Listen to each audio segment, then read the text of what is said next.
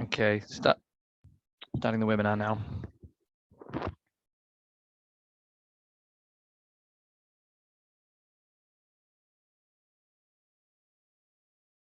Dirk, can I start? Yep, feel free to start whenever, Peter. It is with great pleasure and great excitement that I welcome you to our online meeting. Let me also share with you my pleasure that we have received more than 180 registrations for our event, which means that today we will have a fantastic company. I promise to introduce myself in a few moments. Today is Schizophrenia Awareness Day, which helps us to remember that there are so many people in our society who lives with this little understood and much studied condition. There are many people who want to do something to make life better for these people.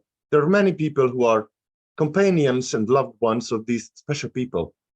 But there are really many people who misunderstand, who will not understand, who discriminate them, who discriminate these brilliant human beings. And perhaps, and it is really important, or even today was made possible by people living with schizophrenia, working with us, making their voices heard, working to make their own lives better. And that's a wonderful thing.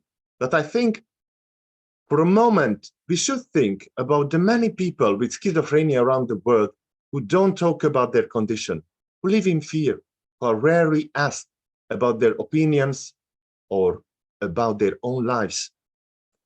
The person who opens in perhaps in the most difficult position today at this time, because I have to present myself, and I hope I can do it in an easy way. I'm Peter Carey, a man for whom this day means a lot in so many ways. I'm a person who was taken, let's say, by schizophrenia at the age of 43, someone who meets and works with really many people with schizophrenia every day, and I try to hear their voices every day. A few months ago, I was elected president of GAMIAN-Europe. I truly believe our brilliant pan-European organization representing the interest of people with mental illness for more than 2 decades.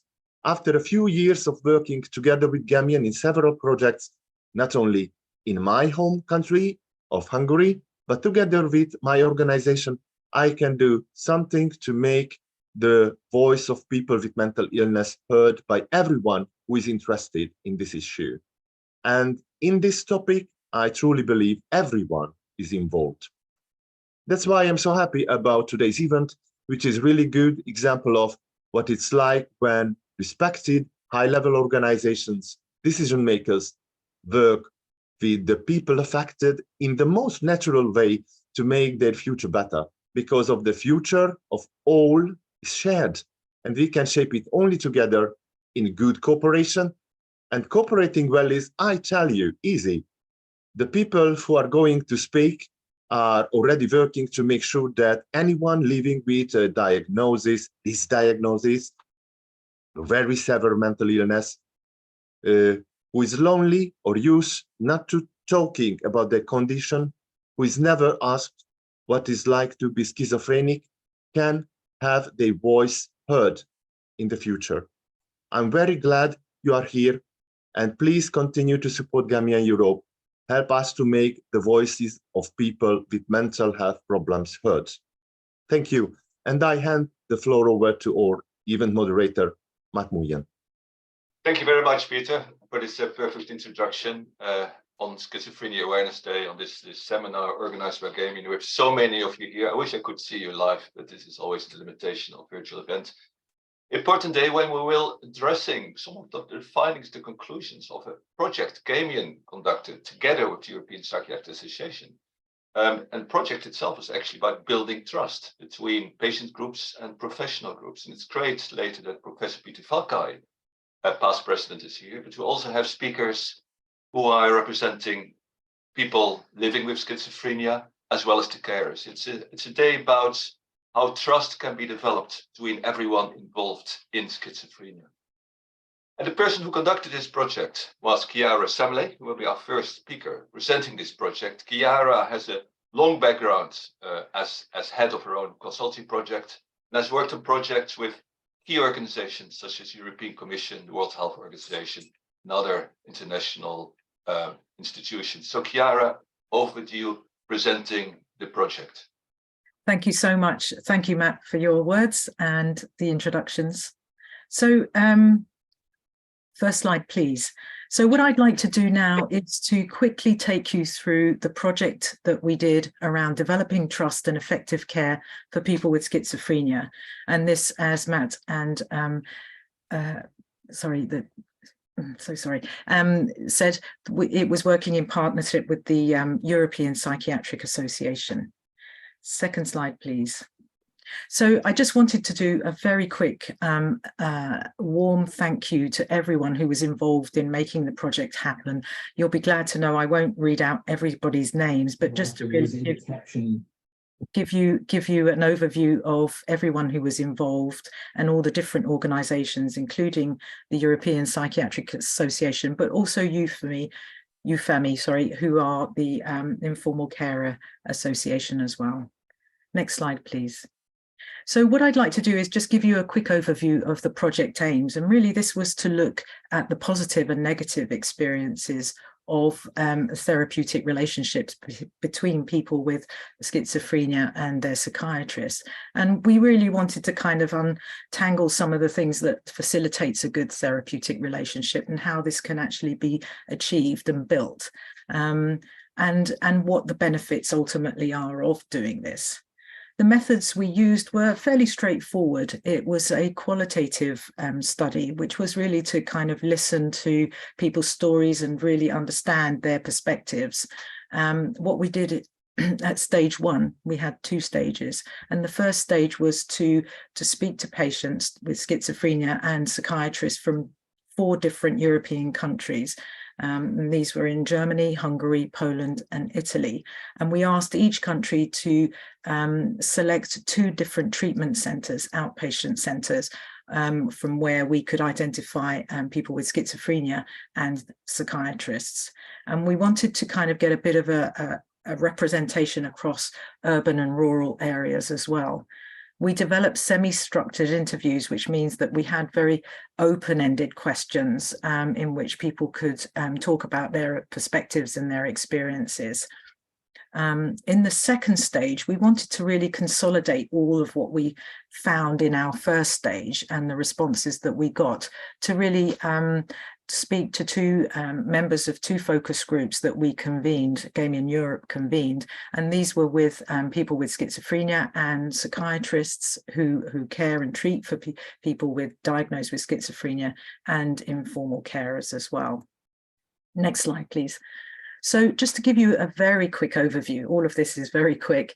We recruited 28 people with schizophrenia and 28 psychiatrists, and these are their profiles. So for the patient profiles, we had 64% were male, mostly aged between 41 and 50 years, so a slightly older age group, many of whom had, just under half, had sort of 16 years in terms of their length of illness, and had seen more than 1 psychiatrist.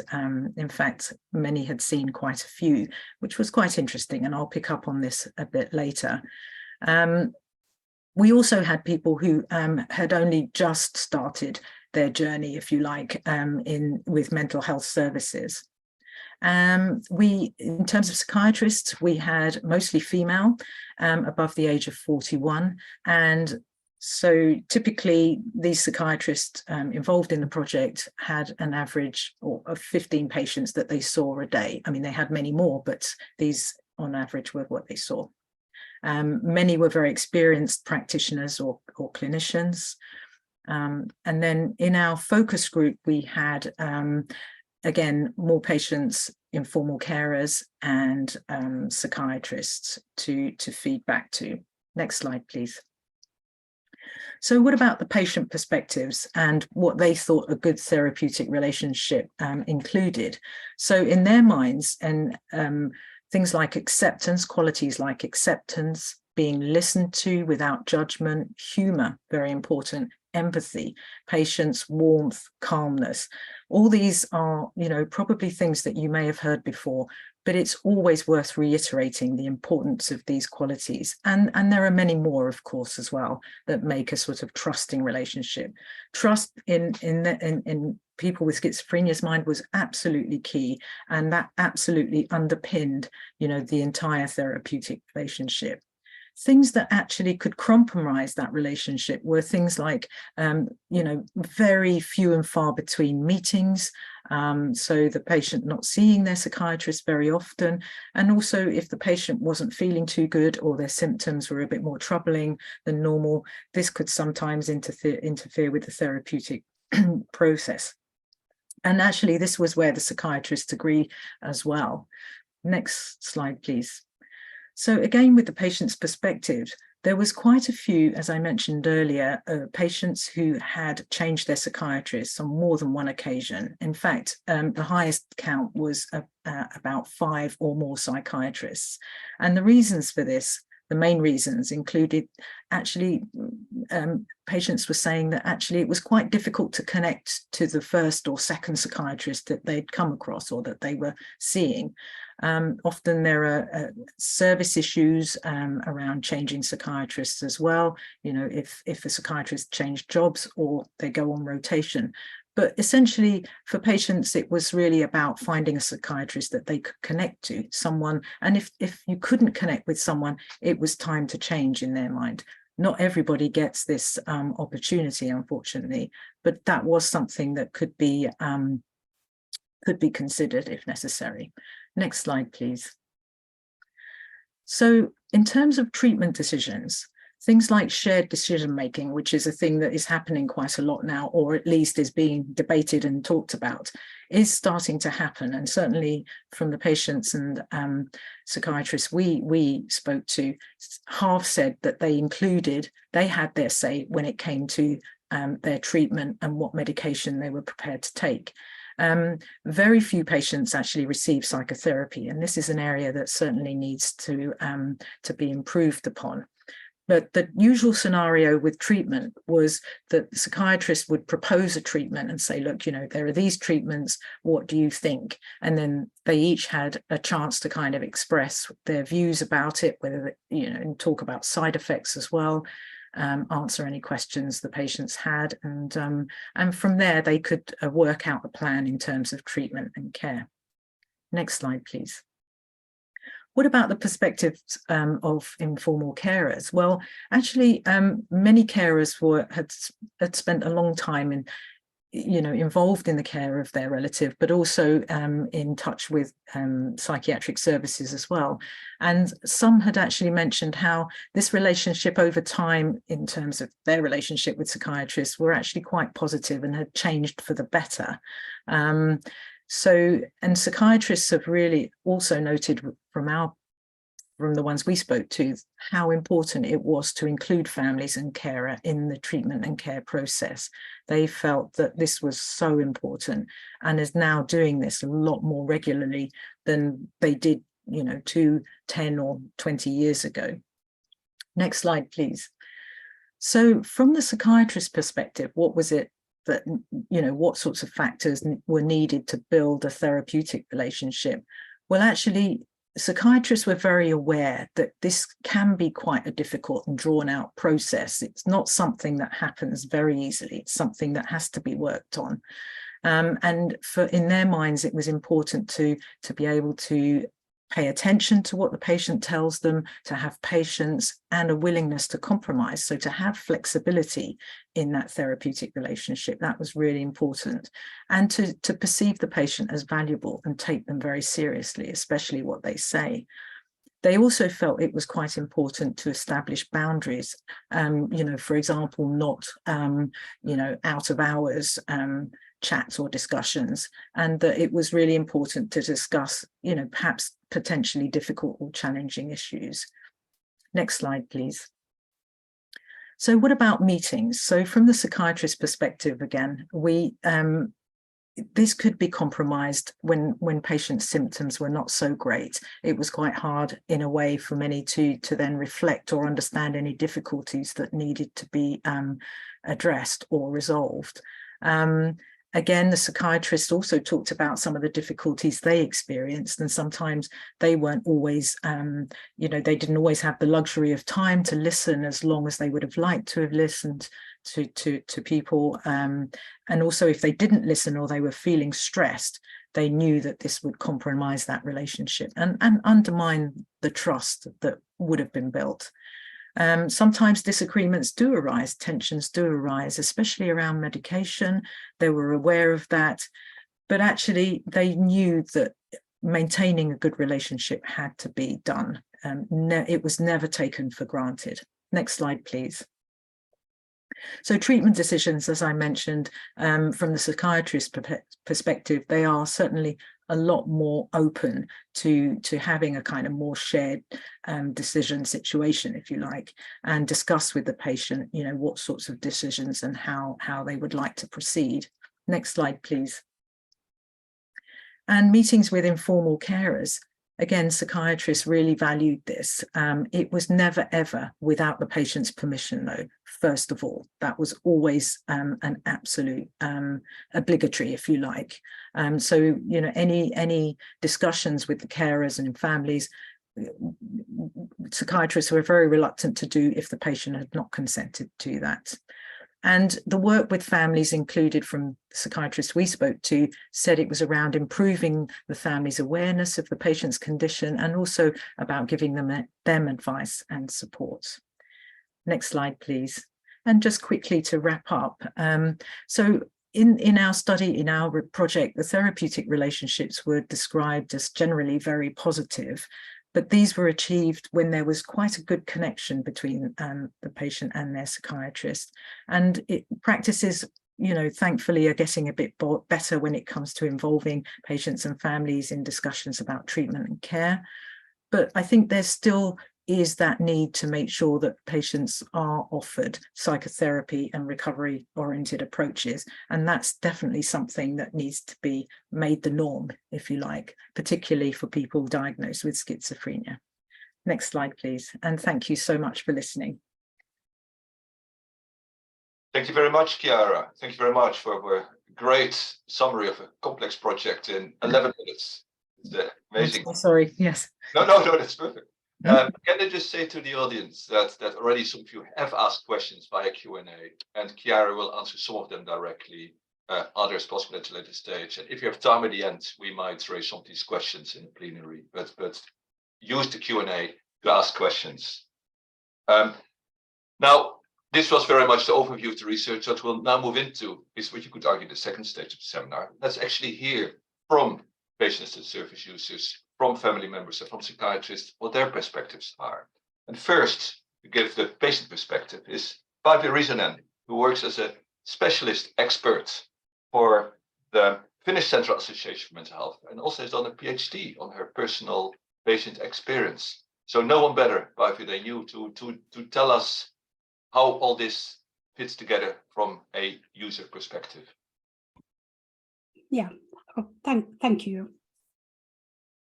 And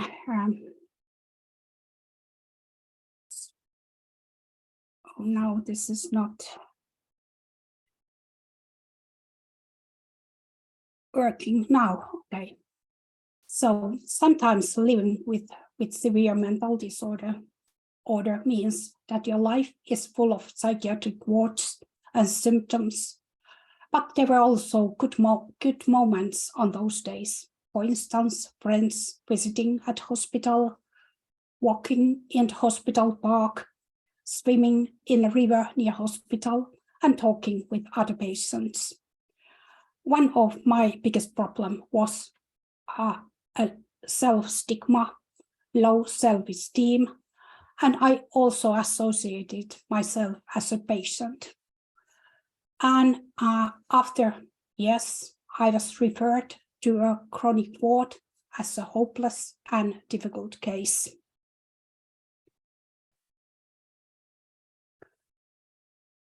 This diagram is from my dissertation, and it illustrates a reality where people with mental disorders may live in Finland. This can be called as a safety net. It's a diagram of the services that I have used during my career as a patient in mental hospitals, outpatient clinics, and primary healthcare centers. For instance, I calculated that I have met over 300 different nurses plus doctors over 40. So it's obvious that this is not easy to handle. And it's not easy to find a place where to get help when you need it. Sometimes difficulties with service system may affect the relationship with mental health professionals. I wrote my diary, what all that and hopelessness meant to me. I'm just walking and walking back and forth along corridors of wards of mental hospitals, and nobody and nothing can stop me. But luckily, I was wrong. The question of my new primary nurse got my endless walking to an end. The question, Päivi, do you want to live rest of your life at hospital? Gave me a hope and future. And my answer was the first step towards today. Little by little, I found out my way to recover and how to live with my mental disorder. And I was encouraged to find and utilize my strengths and abilities. And related to strengths and abilities, I'd like to discuss something about meaning of studying and working. Beginning of 21st century, when I was still as a long-term patient in the mental hospital, I decided to continue my studies at university. But it was not so easy to do. I was said at hospital, that's fine, but it would be better for you to back hair rollers in the working unit. And at the university, the professor told me to write a diary and poems instead of something scientific. But in spite of all, I graduated as a licentiate of political science in December 2005, and 10 years later, I finished my PhD.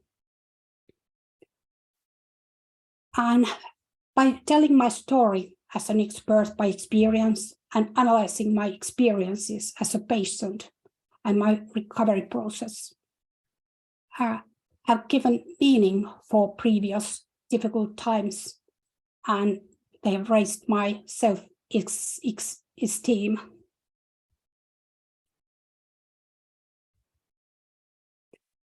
And I couldn't have done all that without help from mental health professionals.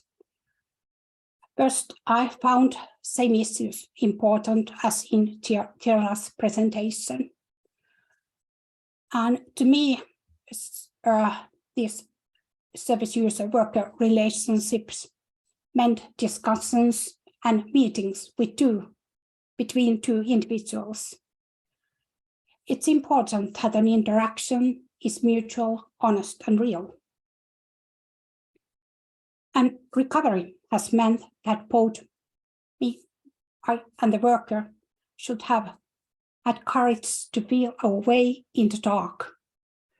Granted, the terrain walked on may reveal itself over time, and that's why recovery requires coping with uncertainty and unknown. But at the same time, I found something very familiar, myself. And it was important that workers have listened to me and seen me as myself, just the way I was and I am. They have been mirrors in which I have seen myself.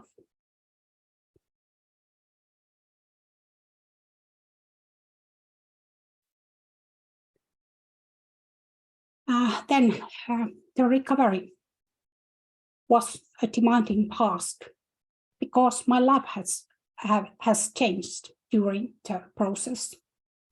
For instance, returning to work after disability pension has not been easy. Also, it has been a positive change. During the recovery, I've encountered my past, my feelings, my life, and myself as they really are. That's soothing in the end, but it is, and it has not been easy. In addition, the recovery process has been passing in the dark, and it has been at the same time ability and possibility to see the light and the future. And finally, your dreams can come true even if you live with severe mental disorder. And before I finish, I want to share with you a personal memory with hope and future from an hospital yard a long time ago. I'm walking in the hospital park. A small bird sits on a bench. We look at each other for a while. The bird is flying away. Now I know we both fly away because I can fly too. Thank you. Thank you, Päivi. I'm very reluctant to even start talking because I'm so moved by your presentation. It was a wonderful presentation, and reluctantly, two messages I actually get from it. And let me tell you, first of all, that the surface picture, which was this devastating, and it actually shows to me, I never really realized it to that extent, that surfaces can become so good that it actually become bad again. It's just too complex. It's impenetrable. And I'd never quite thought about that all these different surface components, elements, psychiatrists, psychologists, etc., etc. And where's the user in all that? And that's a really amazing insight, actually. The other one is what I like so much about presentation is actually you took responsibility. It actually shows in the end, it's the person who has to make the world real. And what you said in the end about flying, I thought it was wonderful, and I'm reluctant to say anything more because it was very much your presentation. Who am I to comment on it? Thank you very much. It was genuinely great. Yeah. Okay. Thank you. And if any people again want to make comments or ask questions, put in Q&A. Päivi will respond to directly, and I hope we have time at the end to come back to you, Päivi. But we have lots of speakers, but I hope we have some time. Thank you again. So the other, of course, we're really in this seminar dealing with triangle, isn't it, between patient and users in one corner, carers in the second, and psychiatrists in the third. And psychiatrists, I mean all professional staff. And André de Kruijne, our next speaker, represents the care's perspective, EUFAMI. He's vice president of EUFAMI. But probably even more importantly, you've also been a carer yourself for a son who suffered from mental health problems for 15 years. So again, you can talk both representing EUFAMI, who is an important party to GAMIAN. We're often facing the same challenges. We can also talk very much about what you know about this personally. Over to you, André. Thank you, Mats. EUFAMI is grateful to EPA and GAMIAN for organizing this webinar and giving us the opportunity to share with you the perspective for family carers living with someone with schizophrenia. Could you go to slide 3, please? Slide 3. Yes, thank you. Let me say from the beginning that EUFAMI is convinced that it is possible for all persons with schizophrenia to achieve control of their lives, to recover their self-esteem, and move towards life where they experience a sense of belonging and participation. It is the main concern of family carers to organize things towards that unique and ultimate goal. Crucial to this goal is a therapeutic alliance between patient, family care, and psychiatrists and other professional carers. Please consider my intervention as a message of hope. Mental health care has undergone a great transformation since the introduction of community mental health care. But we are not there yet. It is recognized that a lot about schizophrenia is not fully understood, and the high quality care and support needed by people living with this condition is often unavailable. But it is certainly so that community mental health care has shifted a lot of burden on family carers who often become frontline carers. In this context, I want to highlight the main concerns of the family carers by this testimonial as a father of a now 44-year-old son who was highly gifted and still is. It is a story of a personal experience, but the concrete details are so typical and so recognizable by any other family care. The different items of this testimonial are classified in a chronological order of occurrence and show an increasing intensity of burden. Thank you very much for slide 4. Before my wife and I have concluded that it was a mental health problem, we had many questions. What is happening? Is it protracted adolescence? Periods of distress followed periods of self-overestimation. Unexplained absence from school, home and friends, unpredictable behavior, difficulty to hold to agreements. The questions turned around the limits of tolerance. When does strange behavior become really worrying? Periods of strange behavior were followed by periods of recovery of normality. Unpredictable behavior showed absence of usual logic. There was always something wrong, in variable degrees, followed by periods of normal behavior until the day that behavior becomes very erratic and completely out of usual logic. For instance, making little or no difference between day and night, starting to talk loudly or not at all, making train journeys without paying the fare, getting caught and accumulate fines. Then it becomes clear it is of a psychiatric nature. Strange stories were confirmed by teachers. Then starts a period of long and an unpredictable collection of visits to a recommended psychiatrist who wants to understand first, not to condemn someone, as they rightfully say, taking months before therapy is started. In the meantime, family carers are confronted with further uncertainty, no diagnosis, no indication of what can be expected, except that it will be difficult, staying with the illusion of a shorter than lifetime experience. This confrontation with reality is so remote from expectations, such as studying, looking for and finding work and financial income, and becoming financially independent. Slide 5, please. Very confrontational is self-stigma, struggling with the belief that the illness was provoked by wrong education or by sometimes distorted relationships between parents, which in itself can be entirely or partly provoked by the stressful situation and the inability to assess it. Reinforced by gossip from reproaches by family members, uncles, aunts, grandparents, friends, etc. There is often familial stigma that illness is running somewhere in the family, which leads to unconfirmed suppositions, links, and suspicion that something has been hidden. It is a very confronting experience that your child is conscious that something strange is happening to himself, without being able to express it, as he finds no words to describe it in normal words and help his parents to provide relief, adding another cause for strange, sometimes violent behavior. Then comes the feeling that there will be no end to this continuous descent to hell, day and night, all the days of the year until you die. No respite, never. What after we die? Will his sister be able to cope with the situation? She has experienced multiple broken relationships because of this burden. It kept us busy for years. Adding to the familial stigma is the real question about intergenerational transmission of mental illness. What about our other child? What is the risk of transmitting schizophrenia, in spite of the fact that she is mentally fit? How did she cope with that question?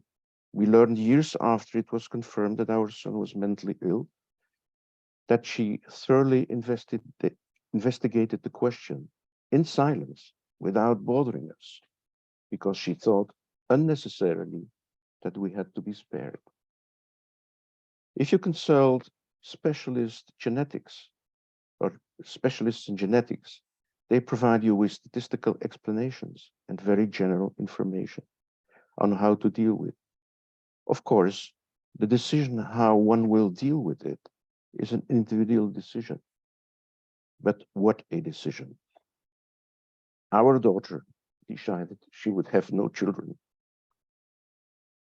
This is how my wife and I are deprived of the pleasure of having grandchildren. Slide 7, please. I want to conclude this intervention with the thought that all of the above is worthwhile, in spite of all the anxieties it has generated. I strongly believe it has made a better person out of me, more inclusive, more patient, more understanding, more indulgent, more solution-oriented, more positive, looking to bring positivism in all situations.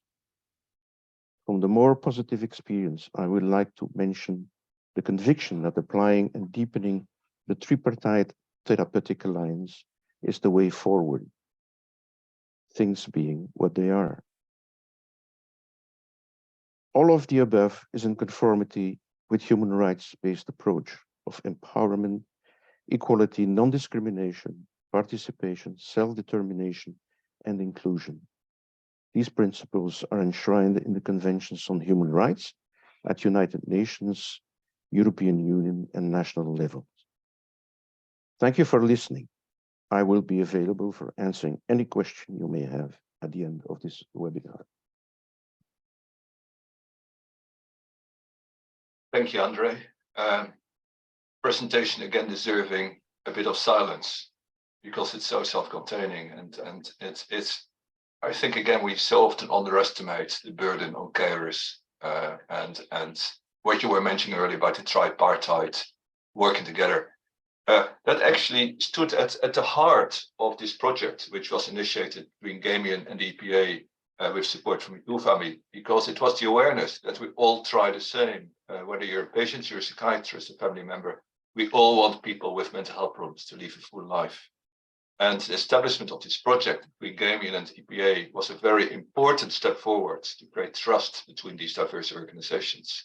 I have to say that EPA was totally supportive from the very beginning and actually offered even GAMIAN a seat on the board of EPA as a strong sign of the importance of this partnership. Professor Peter Valkijn, who is the past president of EPA, was very much part of this support and throughout has been very much keen to present the findings of this project. Professor Valkijn is one of the very eminent psychiatrists in Europe.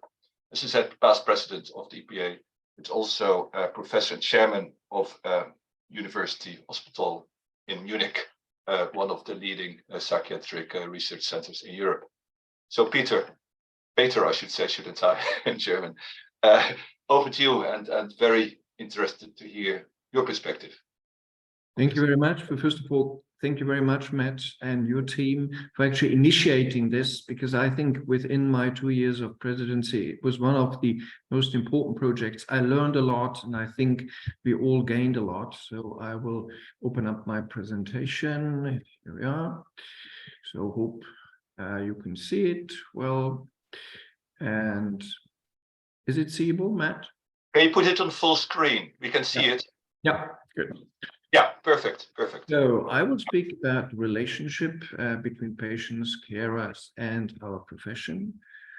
And so first of all, I'd like to speak about the foundation of relationships. So if you think of a meta level, so what are goals when I have a relationship? Well, relationship between a patient or sort of a consumer, as we would say, and a psychiatrist is on one hand to seek advice for diagnosis and treatment for a given condition we call disease. And looking at the patient's perspective, convince myself, so the patient themselves and my carer, the diagnostic steps and the specific therapy are needed.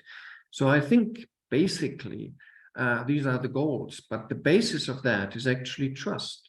So actually, I think, and that is what current studies show, and older studies have already shown, that if I can trust to receive the best possible evidence-based advice, information on diagnosis and treatment of my condition, that is the best foundation for relationship, which actually starts with seeking advice on convincing myself and the surrounding.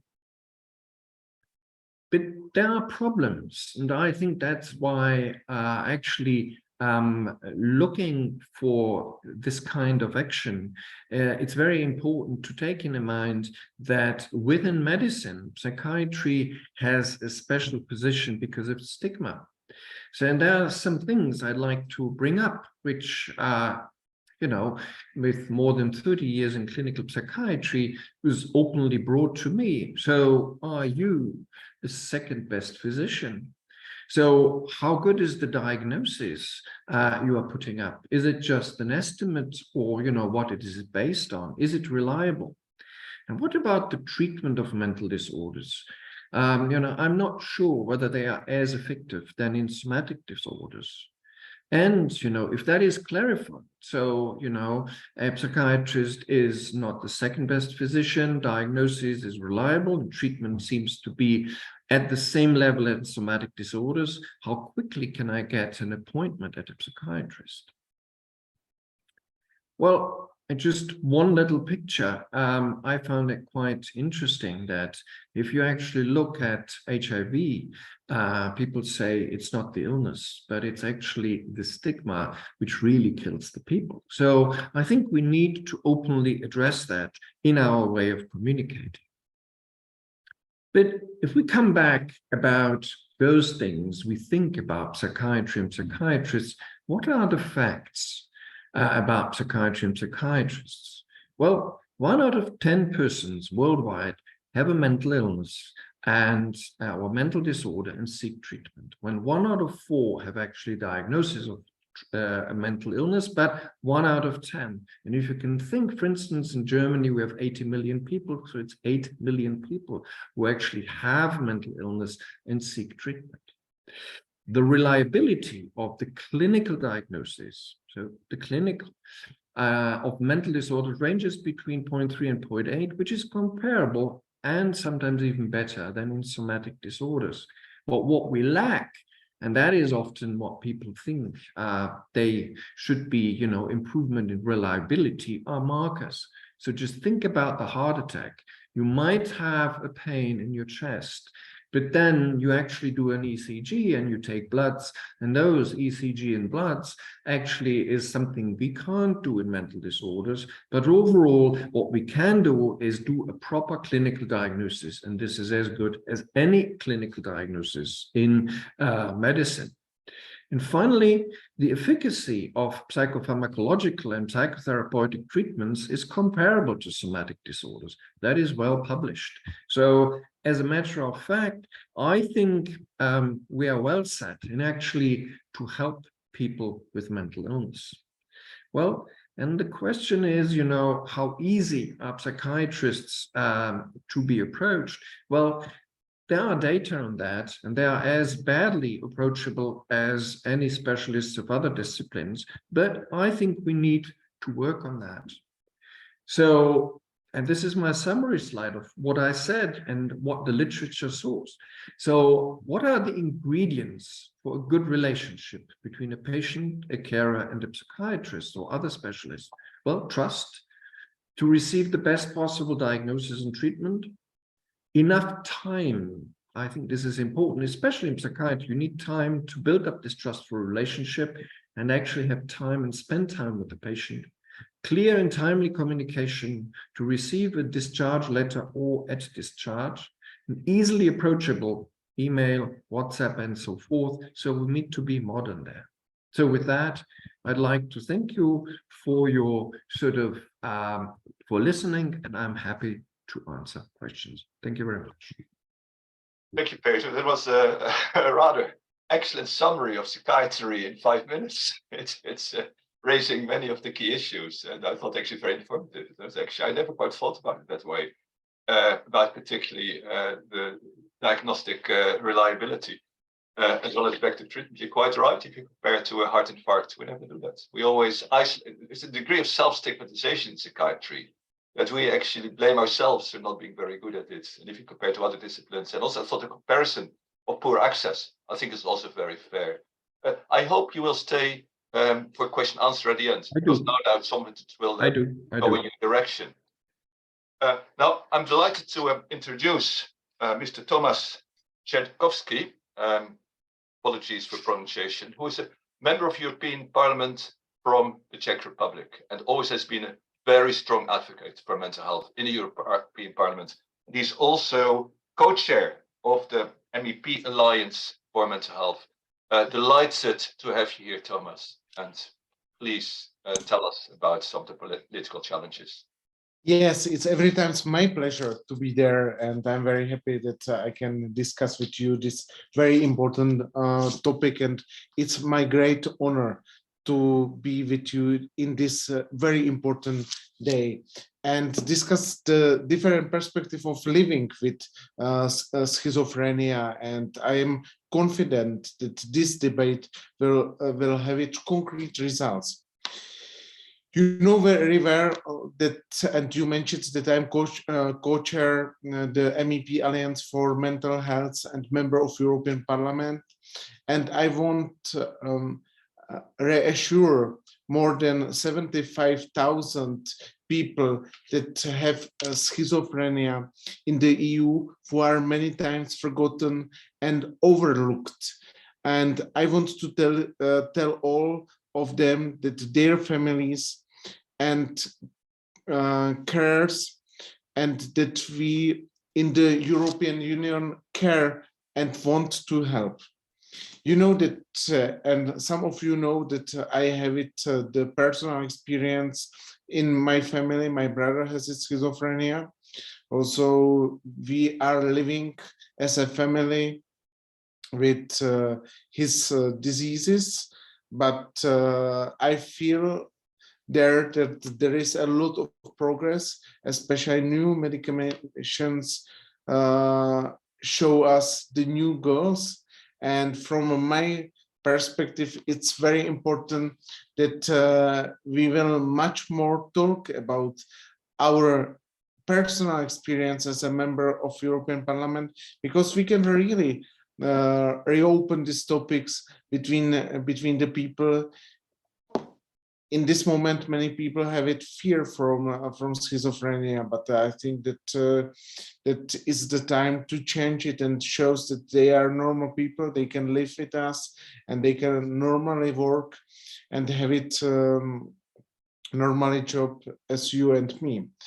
And from my perspective, I would say that I want also to take a moment to compliment the effort that went into creating the report, which has been introduced today. This is the important document, give us the hope, and I call for better cooperation and understanding between the patient and the healthcare professionals. But let's be honest, we can just stop reading this report. We need policy reform at the member states and EU level, and we need much more vision for the future. There is very important have it strong cooperation between patient and psychiatrists and foster a therapeutic relation that is truly effective. And as a policymakers, we must ensure that mental health services are not mere word on paper, but living and breathing system that uplift help individuals. So what are the key improvements we must make? First, foremost, we need mental health professionals who are armed with the knowledge and skills to truly understand and respond to the needs of those living with schizophrenia. We providing that with training, and we give them the tools that they can use and offer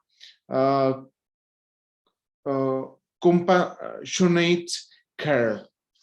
But this is not all. We must also recognize that overlooking heroes, that carriers who without question support their loved one, but allocating more resources and providing that with the assistance they need, we can ensure that carriers have to strengthen to continue their vital role in the lives of this with schizophrenia. Let's also not forget that the power of innovation. We need new psychotherapy and recovery focused strategies. They can transform lives and pave the way of the especially recoveries. And there is the issue of time of the essence. What when I come to schizophrenia, we need policies that promote early prevention, continuous support, and comprehensive care. By acting swiftly, we can provide individuals with care and need when they need it most. Now, let me be clear. The report before us paint a hopeful picture, but let's not settle for good enough. We need the EU-wide mental health strategy and really dedicate funding to help patients. We need and will build on this report to introduce mindful policy changes. And to the end, we need to cooperate beyond this webinar. I ask as stakeholders from the policymakers to patient, psychiatrists to care and carry to conversation forward. Tonight, together we can create an environment where individuals with schizophrenia are not overlooked. Also, this is most important goal for us. Thank you very much for your invitation, and I wish you pleasant seminar.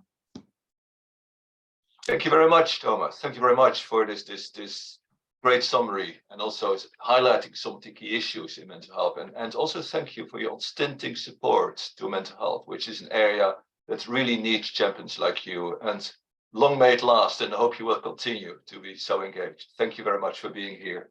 Absolutely, you can count with me. Thank you. And that's which now gives us a bit of an opportunity.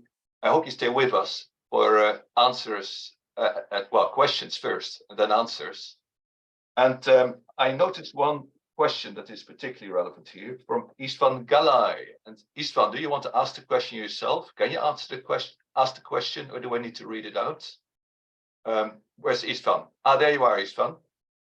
You want to ask the question if you turn your microphone on? Yeah, can you hear me now? We can hear you. Go ahead. Yes. Hello, everybody. Nice to meet you. I'm from Awakenings Foundation, Hungary, from Budapest. And my question is, first of all, I'm glad to be here in this this workshop, and I think it's very important to have the effective cooperation between professionals and patients. And the questions are that I would like to know how a project like this can make a difference to care in different countries. And the second question is, and how will these results be disseminated by the GAMIAN-Europe and the European Psychiatric Association? Thank you, so we can combine that question and say, well, how can we disseminate the results in such a way that they make an impact across Europe, isn't it? By the way, speakers, turn your camera on. That's much easier in that way to handle this. If the panel members turn the camera on, that is better. Well, why don't we ask, where's everyone? Yeah, I was actually going to ask Peter that question. So as President of Europe, President of GAMIAN-Europe, how are we going to disseminate these findings? How is it going to make an impact across Europe? And I'll ask the other Peter Falkai, the same question in a moment. Do you have Peter, Gary, go ahead. Camera on. Okay. Yeah, thank you for the question, Istvan, and it will be great to say it in Hungarian as well, Servus Istvan, because we are from the same foundation. It is something outstanding what we have, and it is not the first time when GAMIAN-Europe with European outstanding organizations together created something for people's life, to have better life for people living with schizophrenia. At GAMIAN-Europe's house, we promise to disseminate this material via online workshops, for example, like this one, in printed materials in many places where it is possible to hand over. For example, this material was present in the last European Psychiatric Association conference in Paris, and I saw it did not last long, so we had only limited, because I think this material is very interesting. And how it can change, as GAMIAN sees it, this cooperation is something very productive, because along these ways we can see that cooperation with organizations can create really a brighter future for patients and bigger understanding in any setting. It can be a community care, it can be a clinical setting, it can be anywhere in the world. Thank you. So now, Peter, and I want to add something to this question, because you're a professor, you can handle difficult questions. Also, how do we disseminate this? How does it make a difference? Also, within the perspective of the shortage of workforce, the pressure staff are under. Well, I think it's an important question. The question is always, how can we improve the situation? I mean, just bringing up the question is good, but not enough. But I just like to point out one thing. During my presidency, we had, let's say, telepsychiatry or telehealth as one important issue, and we just finished up a paper on that. So my way would be that the products from here, we should, possibly at the end, looking at Chiara and looking at UMAT, make a little, 5-point plan. So what is really needed to improve that? And then, put EPA, GAMIAN, EUPHAMI on board and say, okay, so we'd like